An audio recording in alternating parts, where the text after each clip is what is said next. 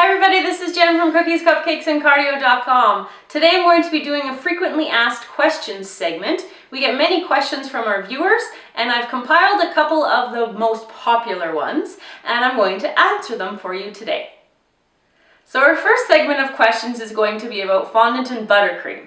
Our first question comes from Hannah Foster, and her question is the fondant you're using the same as marshmallow fondant? And a simple answer to that is no. We use commercial fondant, and one brand that we have found great success with is Satin Ice. And I recommend that you try a bunch of the major brands out before you decide on which one you want to invest in if you're needing to buy a large bucket of it. Our second question comes from Mega Fab, and this person's question is, if I buy white fondant from the shops, what could I do to change the color of each one?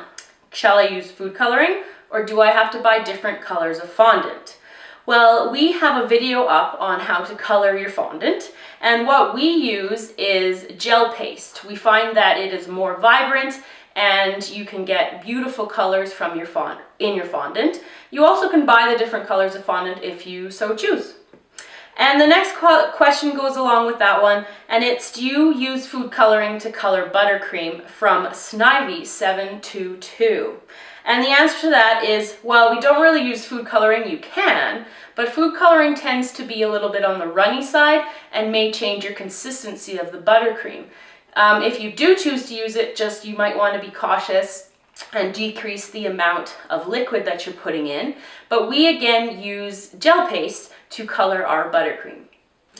A question from our viewer Leanne Villamore asks, where can I buy the tips you use? Because there are different kinds of tips, right? Yes, there are many different kinds of tips. They're all used for different piping techniques. The ones that I most commonly use tend to be Wilton and 8Co, and you could find them luckily if you have a cake supply store in your town, or at an online cake supply store, or you could even try Amazon and eBay for some success, hopefully for you. The next question is about my apron that I frequently wear in our videos, and the question is from Miss Truly Blessed 87. And this person asks, where can I find that apron? I absolutely love it. It's from a lady named Bonnie in our local town, and I had it specially made for me. She brought in the cupcake fabric, and her website is cottagerosequiltshop.blogspot.org, and she's happy to talk to any of you about making your own apron. The next question that we have is from Mac Baby Hearts Makeup. And this person's question is, where can you get icing sugar? Craft stores, grocery stores, and what section?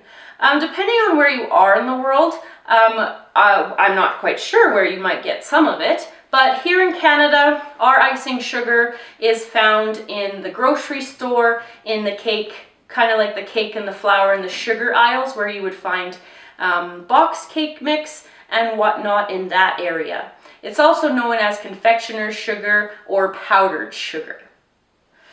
Often in my videos you'll see me using a non-stick cooking spray, and the question that I have from 91 Degrees says, if I can't find the spray, what should I use rather than the spray?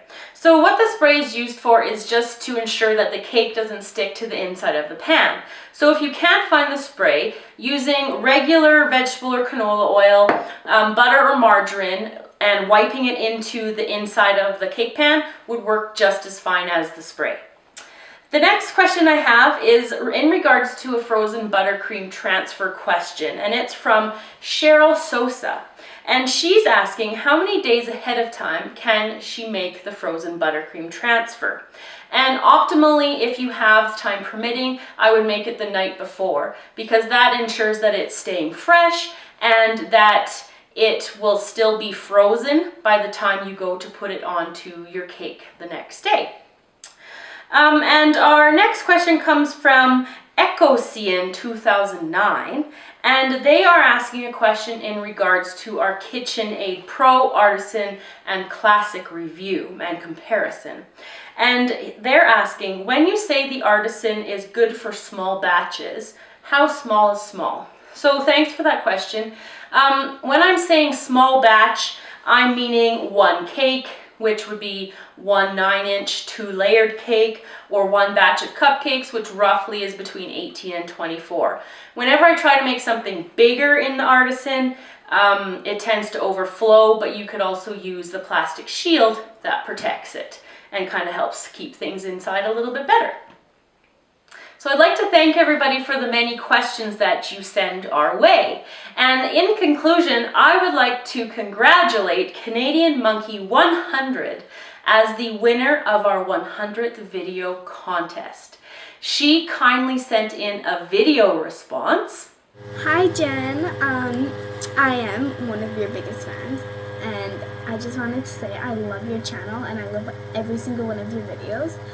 I've seen each one about 2 or 3 times, maybe more. My favorite one is the red velvet one. I tried that recipe once. It's like heaven in your mouth.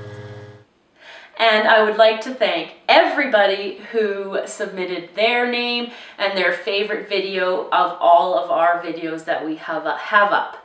If it wasn't for you, we wouldn't have 100 videos. So thank you everybody. Remember to subscribe to the channel, and we'll see you next time.